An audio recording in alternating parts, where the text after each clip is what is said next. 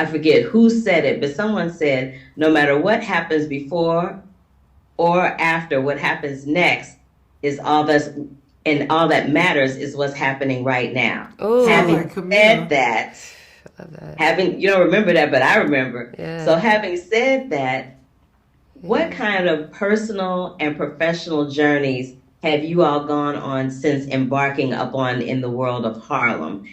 I feel like it has introduced the world to me. I feel like I am a present, honestly. And I think that I feel Go ahead, girl, unwrap it for us. She is. no, but I feel happy for Amazon that they got to have me first. I'm just being completely honest, answering your questions. And so I feel like it's also set the tone for me on, I know that I manifested this and the camaraderie and the sisterhood of this very specifically, and it's also set the tone for me on how I am to be treated on sets and like what kind of work that I want to do. And so I think in a way I'm like, I've been conjuring up what it is that I want to do next. And I know everybody's like, oh, what else are you doing? What else are you doing? And I feel like it's coming, but it's so specific that I'm willing to wait out until that thing that is supposed to come to me and not feel like, oh, well, maybe I should just be doing something or maybe I should do anything. So I feel grateful and blessed, and I know Amazon Prime Video and Harlem does as well. I love That's that. true. You want to tie that up for me, Meagan? Yes. Well, first of all, we do feel blessed because nobody could play this character like you, and also nobody could be you. And I love you very much, and I appreciate you.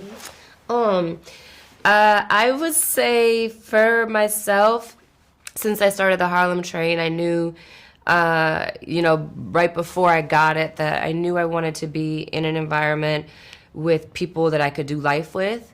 Especially with television, it's always it's always a marathon, not a race. So where you may go do a month or 2 or 3 or whatever on a film, with television, you're there, 4, 5, 6, 7 months at a time. And so I knew that I wanted to be around spirits that I could do life with, doing 12 to 14 hours a day, and that my quality of life would be amazing. I knew that I wanted to do like some physical comedy, but I knew that I wasn't ready to like give up playing in the drama space either. So I knew it had to have heart. And so I had all these kind of ideas of what I wanted it to be. And then, when I got it, initially I cried because I knew that when I first was saying that I was interested in doing it, they were saying, well, we don't know if you're quite right for it. And it was because, a lot through my 20s, I had played like the sexy girl, blah, blah, blah, blah. And so I was like, no, but I know this character. I am this character in a lot of ways. So it was very gratifying to be reminded, like 39 years old or 38, 39, that, and being in the business for 30 years, that I could still surprise people and I could still change their mind about me, Hilarious. And so, thanks, you. And so that was really gratifying. And then this past year has just been interesting because there have been things that have been kind of side by side with what was going on in my real life, in terms of like, when the therapist said, well, I know you had all these plans for your life. Well, when did you make that plan? And, Camille said, oh, when I was 18. She was like, yeah, well, how much have you changed since then? And she was just like, a lot. And she was like, okay, so can your plans change?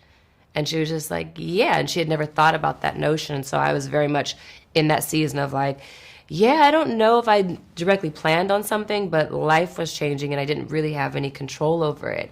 And so understanding that change is not a bad thing, and grasping it and finding, like she said, joy, which is a choice in it, and finding peace in it, and finding excitement about next chapters and about next acts and stuff. So I've been on a kind of a roller coaster too, but a lot of it's coincide with things that Camille feels, and proving herself in her career and going to the next level and standing by what she says and knowing what she deserves and making mistakes at times, but and all those things. That was very long-winded. I wish I had more time with y'all because there's so much to unpack here with season 2 and your characters and you ladies in general. But I just want to tell you from my heart, I appreciate the Black joy that you've brought to me through this show and through your characters. And Meagan, yes, change is always necessary to grow and become who you're ultimately supposed to be. Amen. So there's nothing wrong with that. And I ain't never put you in no box, okay? Period. Amen. Thank Love you. Period with a T. Yes. All right. Period. I'll talk to y'all next time. Thank you so much. You're welcome. Thank you. So lovely. She's so sweet.